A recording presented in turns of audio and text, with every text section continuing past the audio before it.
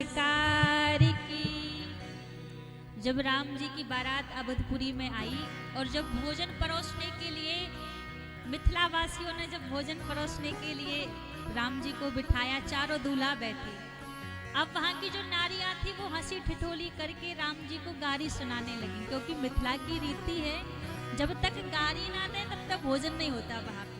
तो बड़ी मधुर मधुर गारियाँ मिथिला की नारी राम जी को सुना रही हैं। राम जी से पूछे, राम जी से पूछे जनकपुर की नारी, बता दे बबुआ लोग देते काहे गारी, बता दे बबुआ लोग देते काहे गारी, बता दे बबुआ।